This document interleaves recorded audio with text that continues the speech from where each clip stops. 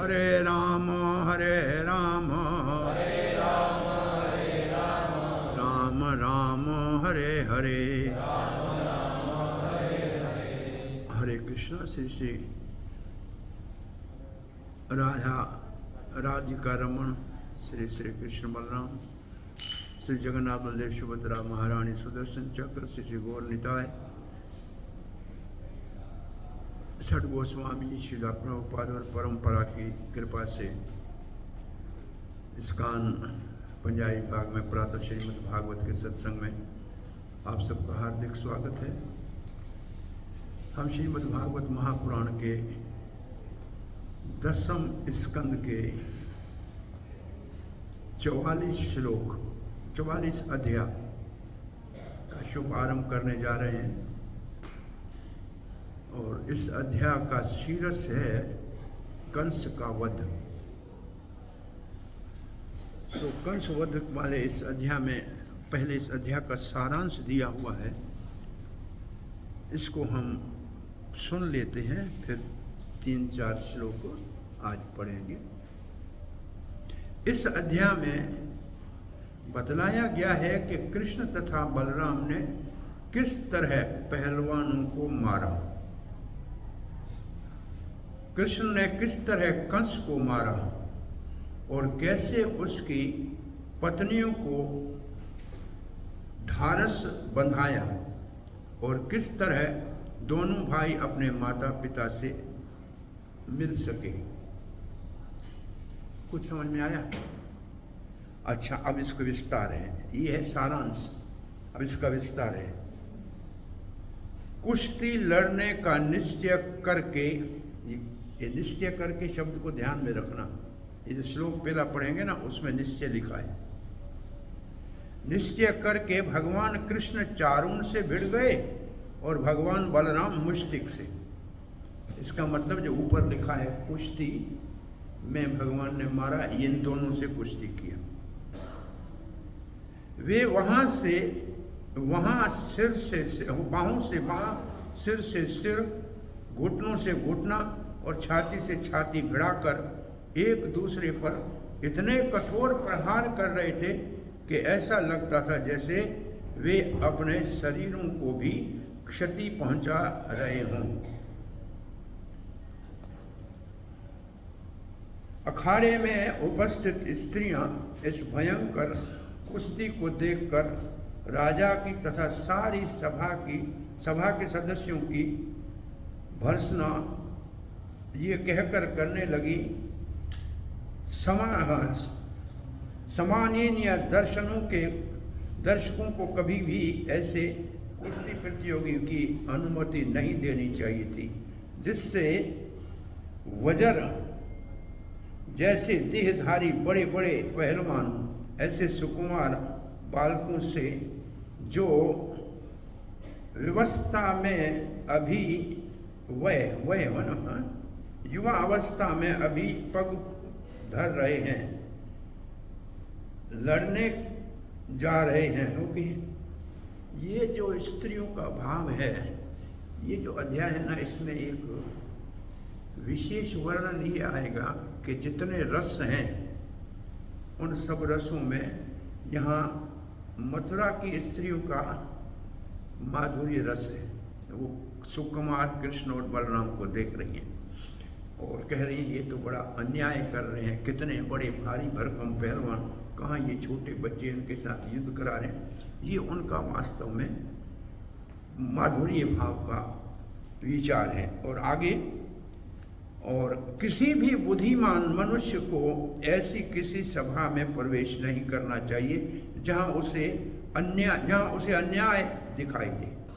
क्योंकि वसुदेव तथा देवकी को कृष्ण तथा बलराम की शक्ति का पूरा पता न था, अतः जब उन्होंने स्त्रियों को इस तरह बातें करते सुना तो वे अत्यंत दुखी हो उठे।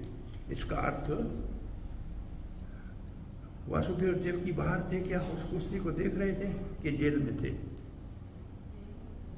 जेल में थे। वहां जाके दोनों कंस को मारने के बाद मिले हैं। इसका अर्थ कि स्त्रियों ने जब ये बात कही तो वो बात उनके कानों तक पहुंची कहाँ, जहाँ वो कारागृह में थे, और उनको ये नहीं मालूम था कि ये बच्चे इतने बड़े शक्तिशाली हैं, इसलिए उनको, तो ये कौन सा भाव है, ये वात्सल्य भाव है, और वात्सल्य भाव में भयभीत हो रहे हैं। तो ये जो है स्थायी भाव वात्सल्य है, उसमें ये विभस्त भाव है साथ में। तब श्री कृष्ण ने चारुण की बाहें पकड़कर कई बार घुमाकर जमीन पर पटक दिया, जिससे वो मर गया। मुष्टिक का भी ऐसा ही अंत हुआ। वो भगवान बलराम के हथेली की जोरदार चोट खाकर रक्त वमन करता हुआ पृथ्वी पर गिर मर गया। तत्पश्चात कूट, शल तथा तोषल नामक पहलवान आए, आगे बढ़े, किंतु कृष्ण तथा बलराम ने मुक्कों तथा पांव से उन सब का वध कर दिया। ये सब बलराम जी ने वध किया था, कृष्ण ने और किसी का वध नहीं किया, क्योंकि मामा कृष्ण इंतजार कर रहे थे ना, तो भगवान तो ऊपर चढ़ गए। ये बात शेष जो खल तोषल आदि है ना, शल तोषल, इनका वध बलराम जी ने किया। जो पहलवान बच रहे थे वे अपनी जान बचाकर भाग गए। इसका मतलब बहुत सारे पहलवान थे। कंस के अतिरिक्त वहां उपस्थित सबों ने कृष्ण तथा बलराम की जय जयकार की। आश्चर्य है, किसने वास्तव में जय जयकार की? ग्वाल बालों ने, जो कृष्ण के साथ आए थे। उन्होंने कहा जय हो, हमारे दोनों भैया ने इनको पछाड़ के मार दिया। उसके बाद वो नीचे आते हैं और कृष्ण बलराम के साथ कुश्ती करते हैं। वो विशेष रूप से आनंदित थे। कंस बाबा नंद ऊपर बैठे थे, उनको भी आंख ऊपर बिठाया था, वो भी देख रहे थे। उनको क्या विचार आया होगा ये तो सुनाया नहीं गया, लेकिन नंद बाबा को ऊपर बिठाया गया था मंच पे, क्योंकि बुलाया था तो बिठाना था कि रंग मंच है। तो ये जय जयकार होने लगी और क्रुद्ध होकर कंस ने जब बज रहे बाजे को रोक दिया और आदेश दिया कि वसुदेव, नंद, उग्रसेन तथा सारे ग्वालों को कठोर दंड दिया जाए तथा कृष्ण तथा बलराम को सभा से खदेड़ दिया जाए। खदेड़ दिया जाए, इसका अर्थ है कि नंद बाबा को भी के लिए भी कह रहा है, वसुदेव के लिए भी कह रहा है, और उग्रसेन के लिए भी जो बाप है उसके लिए भी कह रहा है कि इन सबको मार दो। क्या? कठोर दंड दो। कठोर दंड क्या? मारने की ही बात कर रहा है, अन्यों को खदेड़ दो यहां से। जब कृष्ण ने सुना कि कंस इस तरह बोल रहा है तो वे अत्यंत क्रुद्ध हो उठे और वे तुरंत उच्च राजमंच पर कूद पड़े। उन्होंने कंस के बालों को पकड़ ऊपर, जब कृष्ण उठे, जंप मारा ना, तो एकदम कंस उठ के खड़ा हो गया, भगवान के आने के ऊपर खड़ा हो गया। ये अच्छा काम किया उसने। और तलवार निकालना चाहा, उससे पहले भगवान ने उससे बालों को पकड़ के झटका दे के नीचे गिरा दिया। मंच से नीचे गिराया, छाती के ऊपर बैठ गए और बैठ के अभी मुक्का ऊपर मारने के लिए हाथ किया, तब तो बेचारे का हार्ट फेल हो गया, कंस मारा गया। तो कंस का ऐसे भगवान ने बहुत सरल से वध कर लिया और वे तुरंत रंगमंच पर चढ़ गए। उस तरह कंस की मृत्यु हो गई। कैसे मृत्यु हो गई हमने आपको सुनाया। चूंकि कंस भयवश सदैव कृष्ण का स्मरण करता था, अतः मृत्यु के बाद उसे सारूप्य मुक्ति प्राप्त हुई। ये बात नहीं समझ में आई। कंस द्वेषाद में आता है ना। कंस भगवान से द्वेष कर रहा था, शिशुपाल क्रोध कर रहा था, ये सब रस हैं। तो इसको असुरों को मुक्ति तो मिलती है सायुज्य। सायुज्य लिखा है ना, सारूप्य लिखा है। ये बात थोड़ा सा भारी लग रहा है, जब आगे पढ़ो तो इसको ध्यान देना। हाँ, कंस भय, शिशुपाल ईर्ष्या, भयाद, तो ये सब इनका ये श्लोक इसके अंदर आएगा, वो बहुत बड़ा महत्वपूर्ण है। सारे रसों का वर्णन है इसमें। और अब सायोज्या मुक्ति होनी चाहिए, सारूप्य मुक्ति थोड़ा सा संदेह हो रहा है। भले भगवान का ध्यान कर रहा था, परंतु अनुकूल तो भाव से कर नहीं रहा था, प्रतिकूल भाव से कर रहा है, तो भक्ति तो है नहीं। तो असुर को, सब असुरों का वध जो है वो सायुज्य मुक्ति होती है, ब्रह्म में लीन हो जाते हैं। और इसी को लिखा हुआ है कि जैसे किसी योगी को मुक्ति मिलती है, वो भी ब्रह्म में लीन होता है और असुर भी ब्रह्म में लीन होता है, और भक्त भी भगवान के धाम जाता है। तो उन दोनों में अंतर क्या है? वो भी भगवान के धाम जाता है, क्योंकि तो दोनों में अंतर क्या है? जो भक्त हैं वो, जैसे एक कोई व्यक्ति देश की सीमा के ऊपर रहता है और कोई राजमहल में रहता है, इतना अंतर है। दोनों हैं एक ही देश में।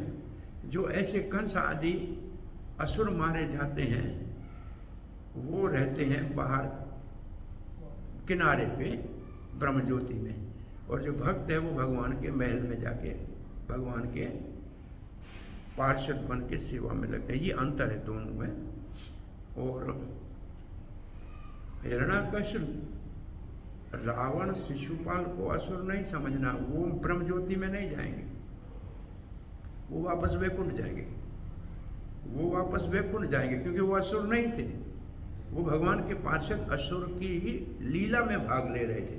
तो ये एक बात निश्चय पहले करनी चाहिए कि कौन असुर है और कौन असुर की अभिनय कर रहा है। तो ये थोड़ा सा दोनों में अंतर है।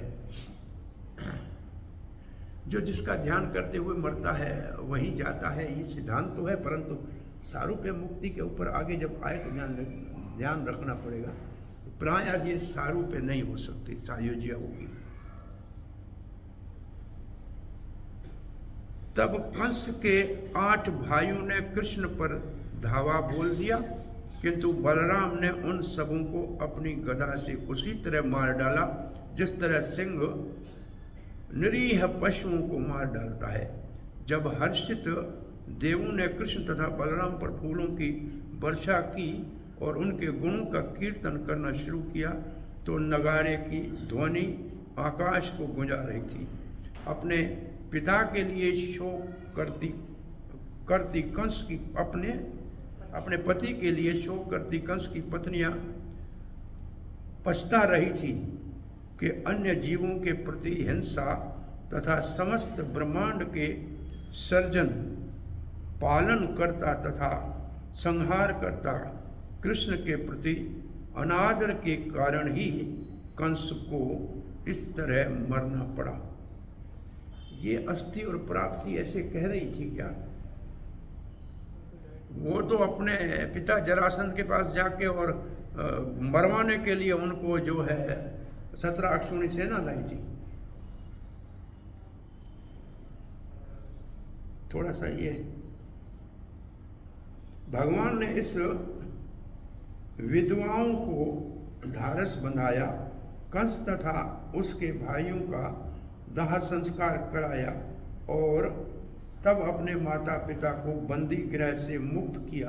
अभी वो बंदी गृह यहाँ है ना, तो वहाँ तो वसुदेव नहीं हो सकता। कृष्ण ने अनेक चरणों को उनके चरणों को नमस्कार किया, किंतु वे अब समझ गए थे कि कृष्ण भगवान है, अतः उन्होंने उनका आलिंगन नहीं किया। ये क्या है?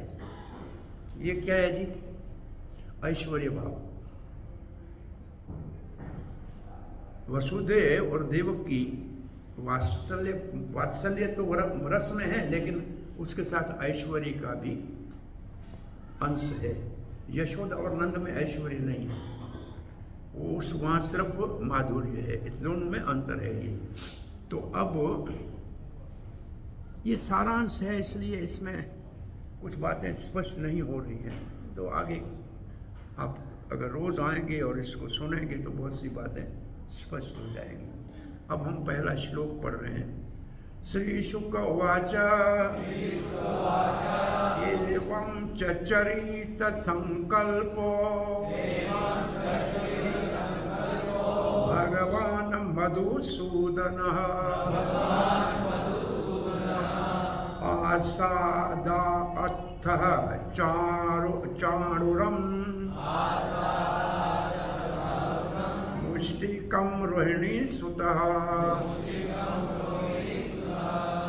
अब सुखदेव गोस्वामी महाराज परीक्षित को कहते हैं इस प्रकार का अर्थ क्या है? जो इससे पहले अध्याय में चाणूर और मुष्टिक ने कृष्ण और बलराम को ललकारा कि हमसे युद्ध करो, तो इस प्रकार उन्होंने ललकारा। कृष्ण बलराम ने कहा अरे भाई आप बहुत बड़े कुश्ती में प्रांगत हो, हम तो बच्चे हैं। तो उन्होंने क्या बोला? चाणूर मुष्टिक ने क्या कहा? वो यहाँ से अघासुर गया, बकासुर गया, पुत्री का एक भी वापस नहीं आया, और आप कहते हो कि आप बच्चे हो। नहीं, आपको हमसे युद्ध करना ही पड़ेगा। तो भगवान चाह रहे थे कि ये अपने आप सुधर जाए तो अच्छा है, नहीं तो इनका मरना निश्चित है। तो ये उन्होंने जो चाणूर और मुष्टिक ने, उससे भी पहले देखा जाए तो जो कुबलिया पीड़ हाथी को मार के अंदर आए तो कंस भयभीत होकर कहा चाणूर मुष्टिक को आगे मत आने देना, इनको यही मार दो। कुबलिया पीड़ हाथी की कथा सुनी थी, किसी ने की थी? हाँ, कुछ मालूम है कहाँ कौन लाया, किसका हाथी था ये जरासंध का हाथी था। जरासंध लोहा वन में आया और वहाँ कंस ने इस हाथी को ऐसे घुमा के दूर फेंका। तब जरासंध ने कहा ये तो बड़ा वीर है, अपनी 2 पुत्रियों का विवाह कराया कंस के साथ। और ये कुबलिया पीड़ हाथी जरासंध ने कंस को उपहार के रूप में दिया, और फिर इसके द्वारा कृष्ण और बलराम को मारना चाहा।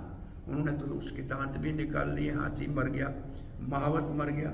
तब हाहाकार करके कहा जल्दी करो इनको मार दो। तब क्या किया? चरित संकल्पो, ये शब्द को वहां हमने आपको कहा था, कृष्ण ने निश्चय किया कि कृष्ण कौन है जिसने निश्चय किया? भगवान है।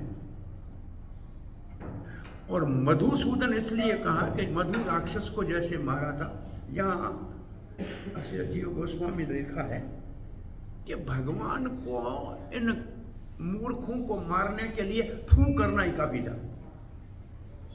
हाथ लगा दे तो भी ये मर जाते। फिर ऐसे मधुसूदन क्यों दिखाए? बोला मधु राक्षस को मारने के समय भी भगवान ने बहुत देर तक उसके साथ खेल में आनंद लिया था। तो यहाँ भी थोड़ा सा भगवान इनके साथ वीर रस का रसास्वादन करना चाह रहे थे, इसलिए मधुसूदन नाम दिया है। क्यों? मधु राक्षस के साथ भगवान ने ऐसे किया था। तो ये मधुसूदन नाम का ये अर्थ है। फिर आसादा का यहाँ श्रील प्रभुपाद के शिष्यों ने अर्थ लिखा है, मुकाबले के लिए किसको चुना? तो कृष्ण ने चाणूर को चुना, मधुसूदन ने चाणूर को चुना, और रोहिणी सुत ने मुष्टिक को चुना। अब ये इसका अर्थ है। और इसके ऊपर चक्रवर्ती पादशर्व इतना लिखते हैं, इस अध्याय में कंस का वध और उसके साथ जो ये कुश्ती करने आए थे इनका वध, कंस की पत्नियों को ढारस बंधाना, कृष्ण बलराम का अपने माता पिता से मिलना, यहां तो हुई सारांश। अब कहते हैं चरित संकल्प का मतलब भगवान ने निश्चय कर लिया मैं चाणूर को मारूंगा, और भगवान कृष्ण उसके पास आगे पहुंचे। और इसी के ऊपर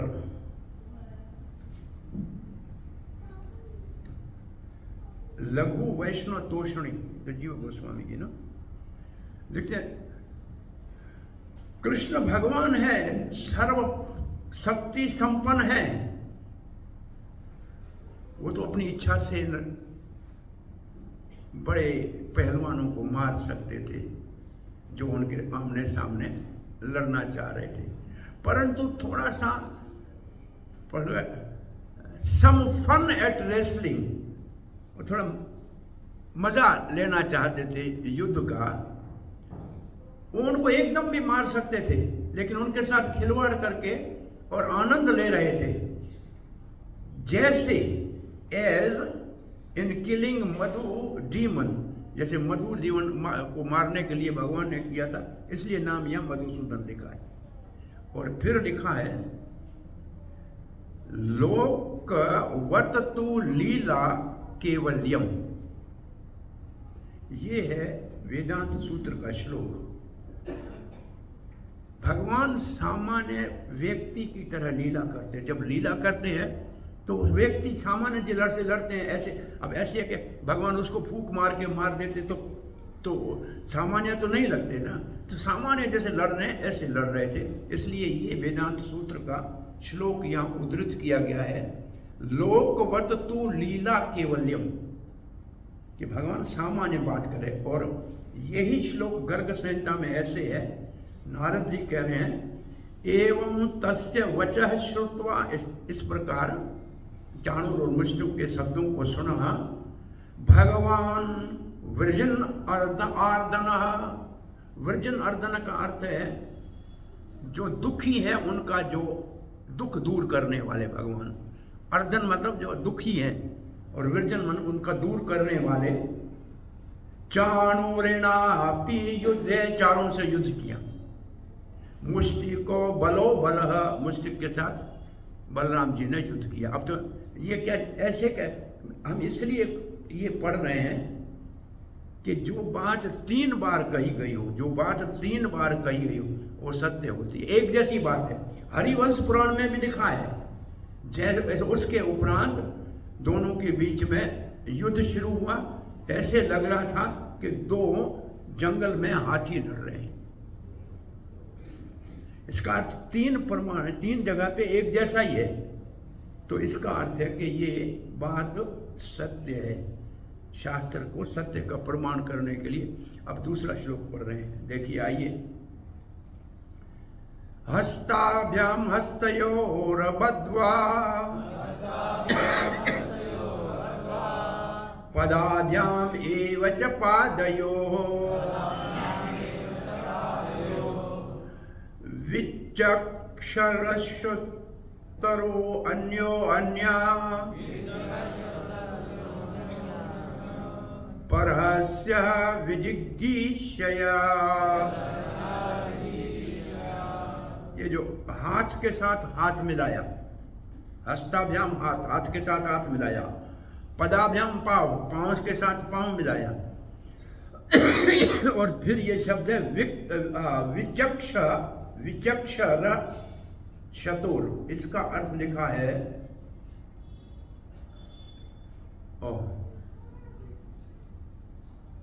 विचक्षर देव। इसका मतलब और कुछ लिखा नहीं है। चाणूर और मुष्टुक ड्रैग, अच्छा खींचा, एक दूसरे को खींचने लगे। आकृष्ट रूप समझना चाहिए, विशेष रूप से एक दूसरे को खींच रहे थे। अन्यो अन्य, एक दूसरे को, वो उधर खींच रहा था, वो उधर खींच रहा था। परहस्य, परहस्य का भाव है बहुत बड़े बल से एक दूसरे को क्या करना चाह रहे थे, एक दूसरे के ऊपर विजय प्राप्त करना चाहते थे। ये जो विजय घीषा है, विजय प्राप्त करने के लिए हर एक अपना पूरा प्रयास कर रहा था। तो इस श्लोक का अर्थ है। और इसके ऊपर लघु भाव वैष्णव तोषणी में लिखा है, इस श्लोक से ऐसे लगता है कि वो आपस में खेल रहे थे। प्लेड, हाउ दे प्लेड, ये नहीं लिखा है लड़ कैसे रहे थे, ऐसा नहीं लिखा है, क्या कैसे खेल रहे थे। च जो शब्द इसमें है, इसका अर्थ है कि अंग अंग के साथ उन्होंने पकड़ लिया। और हस्ताभ्याम, ठीक है।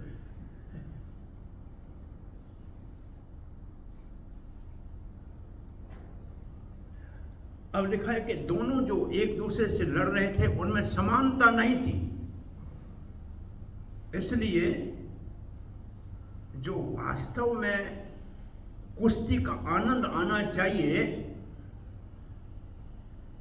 वो तो नहीं दिख रहा था, ये तो एक जैसे होते तो देखने वाले को आनंद आता है। ये तो एक छोटा बच्चा और एक बड़ा हाथी जितना आदमी है वो लड़ रहे थे, तो ये बराबर का तो था नहीं।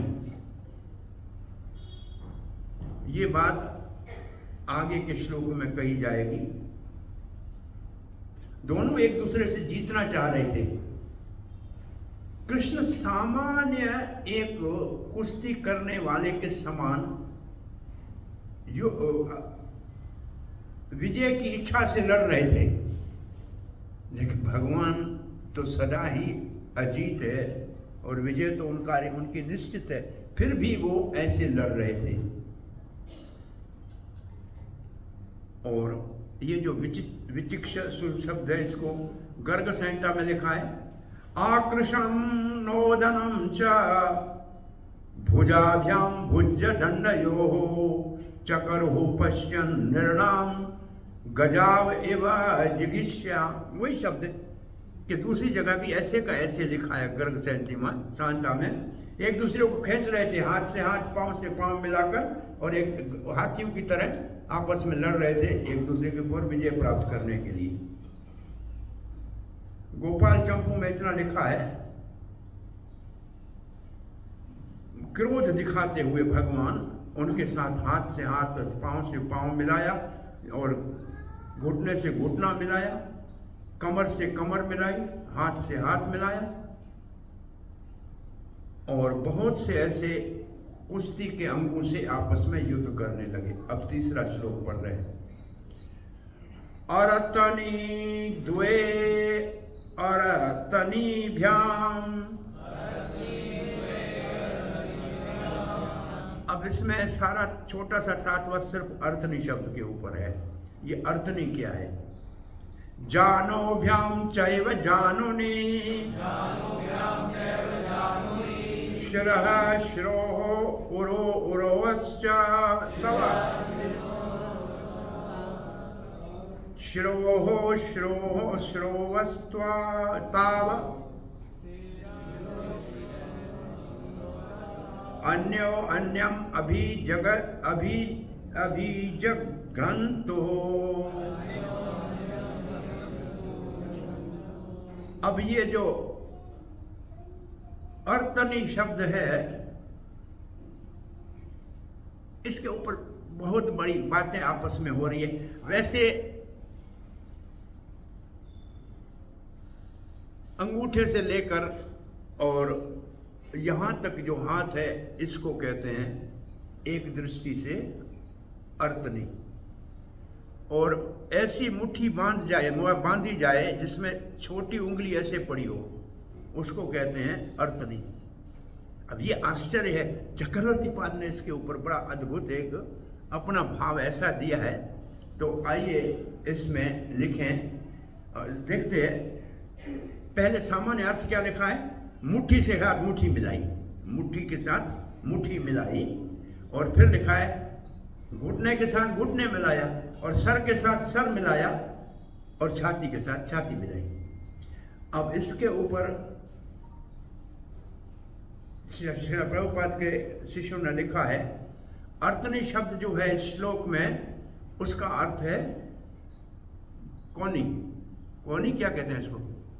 एल्बो को कोनी, कोनी, ठीक है। और इसका अर्थ मुक्का भी है, कोनी भी है और मुक्का भी है। तो इसका अर्थ है कि लड़ते लड़ते एक दूसरे को कोनी भी मार रहे थे। और फिर कहते हैं ऐसे कोनी मारना आजकल के कुश्ती में देखा जाता है। कथा पूरी हुई। अब चक्रवर्ती पाद क्या लिखते हैं, देखिए। अरंती का अर्थ है मुक्का, जिसमें छोटी उंगली ऐसे बाहर निकली हुई हो। अब इस मुक्के से कैसे लड़ेंगे? इससे तो मारा नहीं जा सकता ना, उंगली बाहर निकाल कर।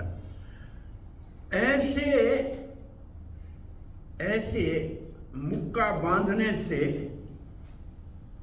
किसी ने सुना नहीं है कोई लड़ा हो। वो खुले हाथों से ऐसे हाथों को हाथ मिलाते हैं, ऐसे करते हैं।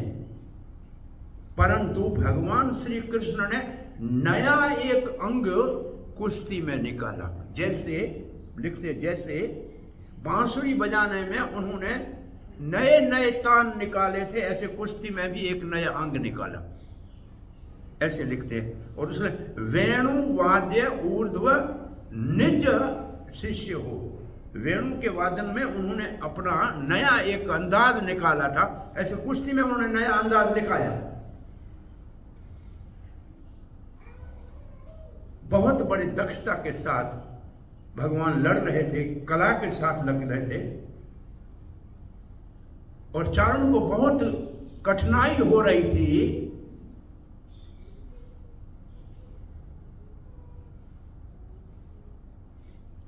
इतना बड़ा मैं कुश्ती लड़ने वाला हूं और कहां मेरी सारी हेकड़ी निकल गई, मेरा जो अहंकार था वो इसने खत्म कर दिया। और इस भाव को कृष्ण संदर्भ में लिखा है। अर्थनी, ये यहां से प्रभुपाद के शिष्यों ने अर्थ, ये है जीव गोस्वामी का कृष्ण संदर्भ। अर्थनी का अर्थ है कोनी, विश्व प्रकाश और द्विरूप कोश के अनुसार। लघु वैष्णव तोषणी में लिखा है,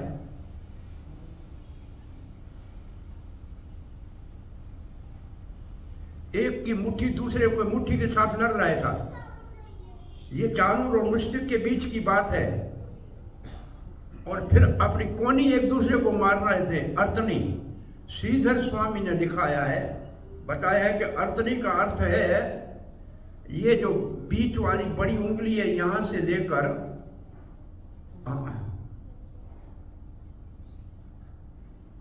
और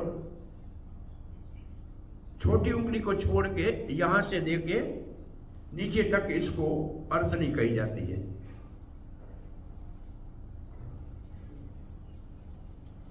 परंतु ऐसे लड़ाई नहीं हो सकती है मुट्ठी बांध के और ऐसे उंगली करके, ये संभव नहीं है। ऐसी उंगली से कोई मुक्का किसी को मार सकता है क्या? क्या है ये? इसका अर्थ ये निकल सकता है कि भगवान श्री कृष्ण चाणूर का क्या कहते हैं, ऐसे उंगली क्यों कर करके जाते हैं? स्कूल में उंगली ऐसे करते हैं ना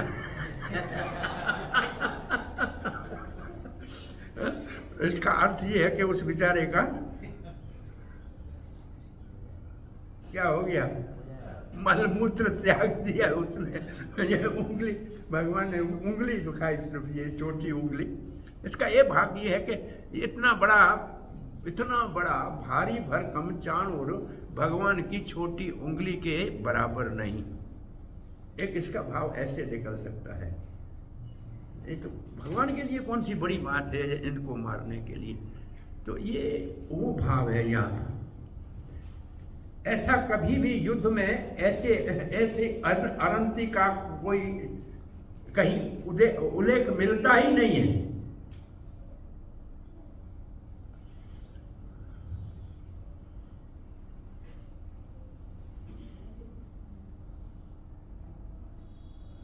बस वो फिर अरंती एक के ऊपर सब अटके हुए हैं। हस्तैश्च जानोभ्यै पदापादै भुजैः अरगुली मुष्टिभिः जघन्तुः कृष्ण चारुणतैव बलमुष्टिकौ। ये गर्ग संहिता लिखता है, एक दूसरे को हाथ से हाथ मार रहे थे, घुटने से घुटना, उंगली से उंगली, बाजू से बाजू, मुक्के से मुक्का। कृष्ण चारों से लड़ रहे थे और बलराम मुष्टिक के साथ लड़ रहे थे, इसी प्रकार। और हरिवंश पुराण में भी ऐसे ही लिखा है। और नीलकंठ, ये तो बहुत सारे और पड़े हैं, इनको छोड़ते हैं। सो अब हमारा मेरे ख्याल में आज इतने ही है, 3 श्लोक है, क्योंकि छोटा सा तात्पर्य आया, काट गया ना। और इसका कौन से शब्द का?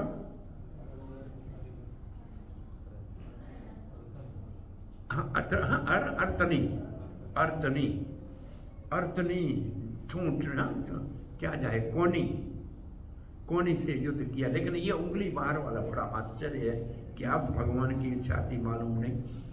अब इतना सारा सुखदेव महाराज को लिखने की जरूरत क्या पड़ी? कह देते कि चारणों को मार दिया, काम चल सकता था ना। ये दिखाया जा रहा है कि भगवान के भाव में युद्ध नहीं कर रहे थे। भगवान होते हुए भी सामान्य एक, जैसे कुश्ती वाला दूसरे से कुश्ती करता, वैसे ही अंगों से लड़ रहे थे। सिर्फ ये दिखाना दुनिया को कि भगवान ने भगवत्ता नहीं दिखाई, भगवान ने भगवान के नाम से नहीं मारा उनको, परंतु सामान्य व्यक्ति की तरह उनको मारा। तो इसको भाव ये है कि भगवान जब लीला करने आते हैं तो अपनी भगवत्ता को भूल जाते हैं और योग माया ये भगवान को भुलाती है। भगवान ये नहीं उस वक्त सोचते कि मैं भगवान हूं जब लड़ रहे हैं, समझते हैं मैं एक और रेसलर हूं। इसको कहते हैं कि जब कोई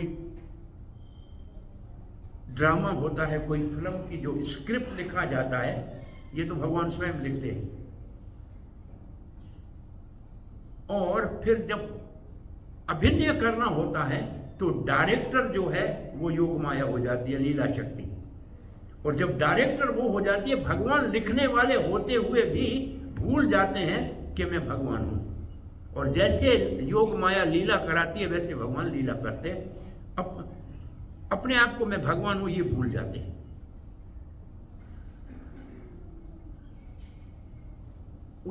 इसमें अंतर क्या है? अंतर ये है कि संसार में हम महामाया से भूल जाते हैं, भगवान और भगवान के पार्षद योग माया से भूल जाते हैं या लीला शक्ति से भूल जाते हैं। नहीं तो यशोदा के सामने, रोहिणी के सामने पूतना कृष्ण को उठा के जाए और वो कुछ न बोले, ये योग माया का काम था, ये लीला शक्ति का काम था। ऐसे यहाँ लीला शक्ति कृष्ण की भगवत्ता को ढक दिया। वो सामान्य एक कुश्ती करने वाले की तरह हाथ से हाथ मिला रहा है। अरे मेरे को, मैं जब ये पढ़ रहा था, आश्चर्य ये लगा कितना सौभाग्य है चाणूर का कि भगवान श्री कृष्ण के अंग के साथ अंग मिला रहा है। उसके सौभाग्य की बात तो देखो, कितना बड़ा भाग्यशाली है वो। ऐसा अंग का स्पर्श किसी को मिला है, छाती के साथ छाती मिला रहा है उसके साथ, ये तो सौभाग्य गोपी और राधा रानी के अतिरिक्त किसी को नहीं मिला है। तो इसको कैसे मिल गया? ये बहुत बड़ा प्रश्न है अपने आप में। ये इसलिए मिल गया कि भगवान सामान्य साधारणीकरण कर रहे थे, नहीं तो उसको उंगली को छूने की भी इजाजत नहीं है, और नहीं तो उंगली से भी नहीं उसको छू सकता है भगवान को।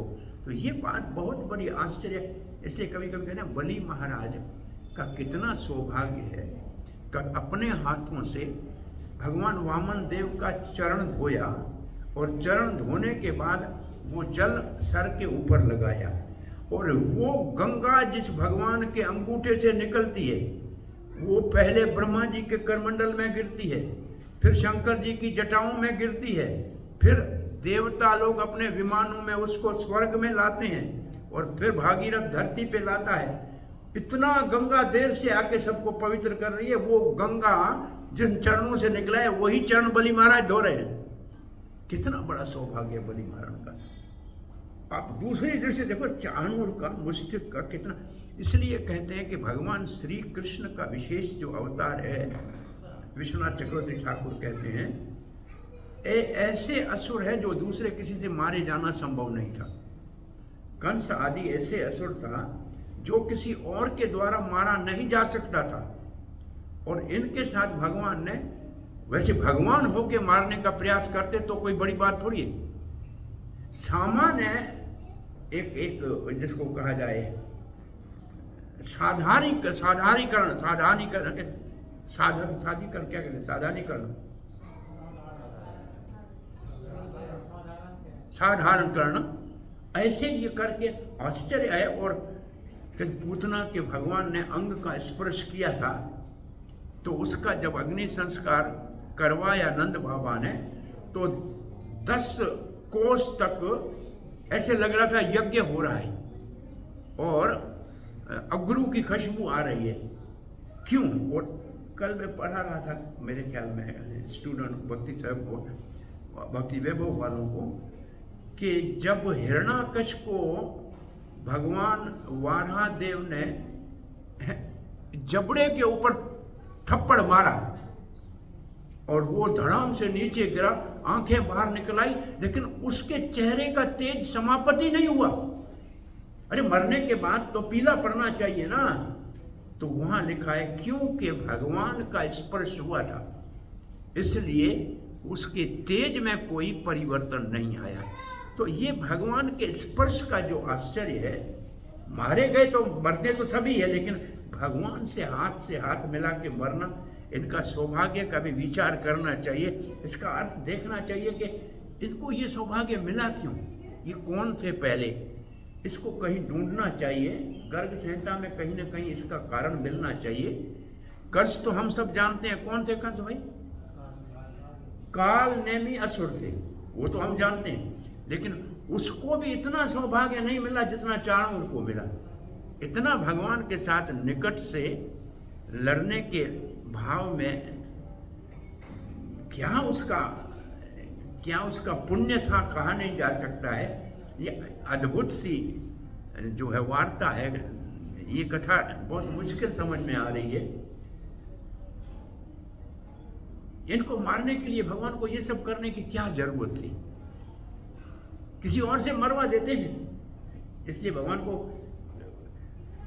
अब इसमें एक और भी उद्देश्य था, जो भगवान के मित्र ऊपर बैठे थे ना, उनको देना था एक और रसास्वादन कराना था, आश्चर्य का रस। अरे इतने बड़े को, ये हमारे भैया कन्हा, ओहो हमारा कन्नू, ओ हमारा बल्लू, वो तो भाई थे ना। ये देखो इनको अभी पछाड़ देंगे, देखो अभी पछाड़ देंगे। वो ऊपर से ऐसे हुल्ला हल्ला कर रहे थे, अब नहीं छोड़ेंगे इसको। और जब ये मैच समाप्त हुआ इनका और वो दोनों मर गए, तब कहते हैं कि सारे ग्वाल बाल नीचे उतर आए, वो कृष्ण के साथ कुश्ती, बलराम के साथ कुश्ती करने लगे। वहां कृष्ण इतना बलवान नहीं दिख रहा था और कोई उनको नीचे गिरा भी रहा था, और सब आश्चर्य से देख रहे थे कि इतने बड़े कुश्ती करने वालों को तो पछाड़ दिया, और ग्वाल बालों से स्वयं कृष्ण किसी हमें, बलराम किसी में गिर पड़ रहे थे। ये जो माक जो कुश्ती करते से ऐसे, आगे आप पढ़ेंगे तो आचार्यों ने इसके ऊपर ऐसी टीका की है कि वो कूदते कूदते नीचे आए। नंद बाबा के ऊपर क्या गुजरा होगा, जो सामने देख रहा था, जो उनके दोनों आंखों के तारे थे, उनको हाथी जैसे लोगों के साथ लड़ाया जा रहा था।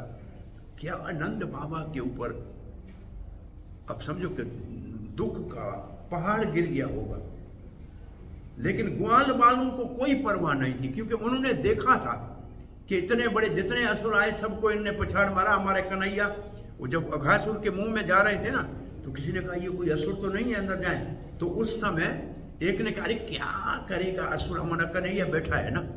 उनको इतना विश्वास था कि उनका कोई कुछ नहीं बिगाड़ सकता।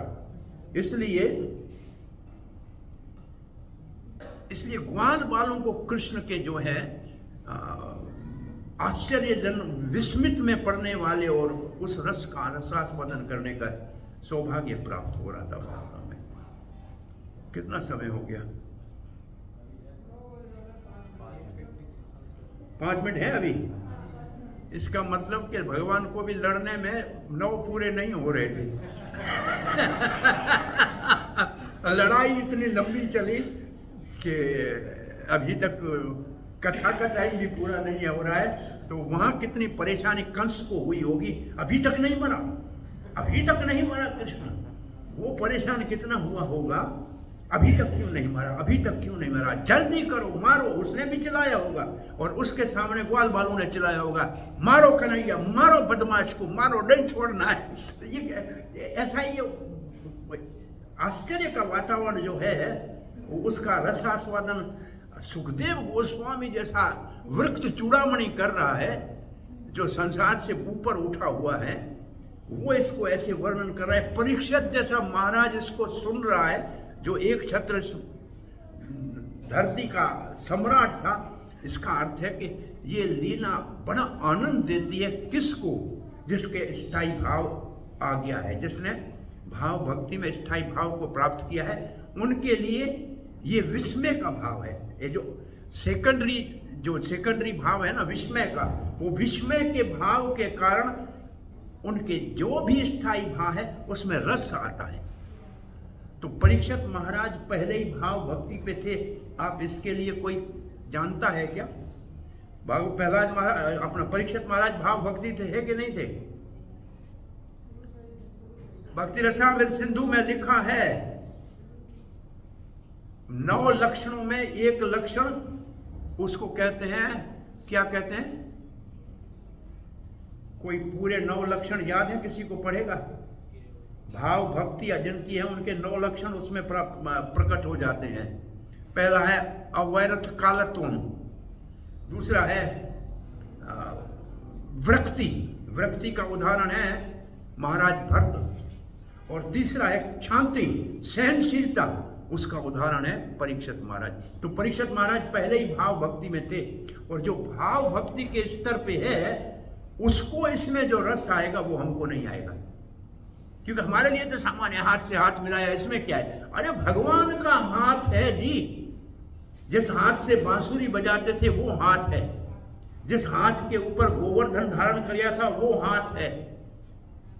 तो ये कैसा कैसा भगवान के वो जो जब देखते होंगे उनका भाव कैसा होगा, जिनकी भाव भक्ति जागृत हो गई है, जिसको जो प्रेम के स्तर पे है, वो इसमें जैसा अगर वात्सल्य भाव वाला होगा तो विस्मित हो जाएगा, ऐसे क्या होना है, क्या हो जाएगा बड़ा। तो ये जो उत्कंठा भक्त को सुनने में ये आती है, भगवान में जो अपनापन होता है। अब देखो आप यहाँ की क्रिकेट मैच हो रही है भाई, इंडिया की पाकिस्तान की हो रही है, आप उस वक्त कैसे सोचते हो? जैसे आपके अंदर जैसे हो रहा है ना मैच में, नहीं इसको मारना चाहिए, आउट होना चाहिए, आउट होना चाहिए, छक्का मारना चाहिए, अब आप घर बैठे चिल्लाते रहते हो ना। ऐसे ही कृष्ण के साथ जो प्रेम करने वाले हैं वो इसको देख के अपने हृदय में ऐसे भावों को प्रकट करते हैं, ऐसे भावों को प्रकट करते हैं कि मारो इसको, मारो इसको। ये जो भाव है सखाओं का, तो ये एक अलग रस का रसास्वादन करना है। और वीर रस का, कृष्ण के वीर रस के ऊपर गुरु गोविंद सिंह महाराज ने पूरा एक 10वें ग्रंथ में पूरा एक अध्याय रखा है, श्री कृष्ण का वीर रस। बोला श्री कृष्ण के माधुर्य रस की तो वृंदावन में बहुत चर्चा हुई है, लेकिन वीर रस कृष्ण का, ये जो कुश्ती कर रहे हैं ये वीर रस है। और ये सारी कहानियां, ये सारी कथाएं गुरु गोविंद सिंह महाराज ने 10वें ग्रंथ में विस्तार से लिखी है। किस लिए? अपने सैनिकों का बल बढ़ाने के लिए। अरे देखो हमारे भगवान कैसे थे, हम तो उसके अनुयायी हैं ना, तो दुष्टों को क्यों छोड़ेंगे, चलो मारना है। तो इसका जो सामान्य शिक्षा इसकी ये है कि गुरु गोविंद सिंह महाराज ने, ये तो अभी की बात है, 400 साल भी नहीं हुए, 400 साल हो गए नहीं, 300-450 साल हुए गुरु गोविंद सिंह महाराज जी को। औरंगजेब के जमाने में थे, उससे भी कम होगा।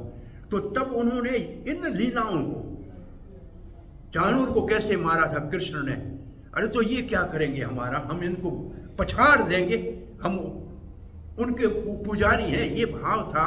तो ये इसको सुनने से हमारा क्या भाव होना चाहिए, ये इसके ऊपर निर्धारित करता है कि हमारा कृष्ण के प्रति कौन सा भाव है। अभी हमारा भाव ही प्रकट नहीं हुआ है, इसलिए इसमें हमको रस नहीं आ रहा है। परंतु देखो आप जीव गोस्वामी आदि ने तात्पर्य बैठ के लिखा है इसके ऊपर भी, उन्होंने समय निकाला। अब क्या चक्रवर्ती पाद कहते, भगवान ने नया एक कुश्ती का अंग निकाल लिया, वो चाणूर को पता ही नहीं था ये क्या है। तो अब ये तो मैं भी देख रहा हूँ इसमें क्या होगा क्या पता नहीं, हो सकता है कि विश्वनाथ चक्रवर्ती ठाकुर को लगा कि उंगली दिखाने से क्या दिखा रहे हैं कि उंगली के बराबर भी नहीं हो, नहीं तो मुंह निकल जाएगा लड़ नहीं पाओगे। तो ये जो भाव है बड़ा आश्चर्य का है, लेकिन हम इसको रसास्वादन नहीं कर सकते क्योंकि हम उस स्तर पे नहीं है। हरे कृष्ण। आप देखो टाइम हो गया, मर गया होगा चारों चारों को मारना बहुत मुश्किल था ना, चारों को मारना। हमने भी बहुत प्रयास किया, मरा ही नहीं तो हरे कृष्णा। किसी का कोई प्रश्न जिज्ञासा है? हाँ प्रभु जी।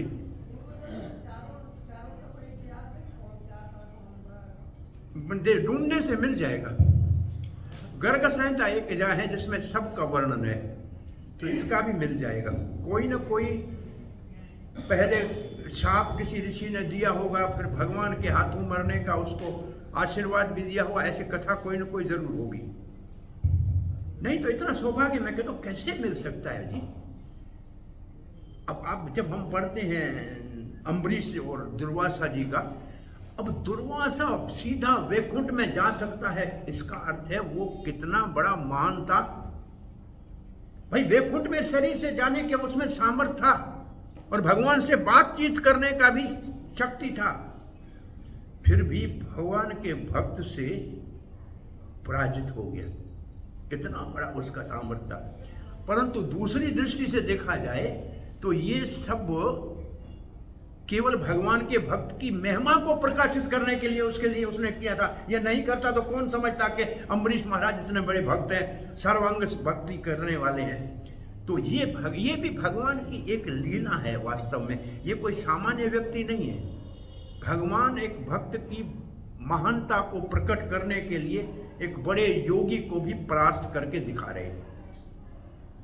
तो यहाँ भगवान अपने आप स्वयं इतने बड़े पहलवानों को पछाड़ कर दिखा रहे थे अपनी वीरता को। तो वीर रस भगवान के अंदर भरा हुआ है, क्योंकि अखिल रस मूर्ति है कृष्ण, तो वीर रस भी तो उनमें है ना। वो तो सारे रसों का अखिल रस मूर्ति है। तो इसको वास्तव में अभी कल भी हम ये पढ़ेंगे ना, क्यों 5 श्लोक तक तो केवल उनकी लड़ाई का वर्णन है, 1 से लेके 5 तक। उसके बाद कंस से लड़ने की बात आ जाएगी, फिर और बातें आएगी। तो आप इसका रसास्वादन कीजिएगा। कल मैं समझता हूँ कि हम फिर मिलेंगे, पता नहीं आगे भगवान की जो इच्छा। हरे कृष्णा। श्री कृष्ण बलराम की जय, श्री प्रभुपाद की जय, श्रीमद् भागवतम की जय।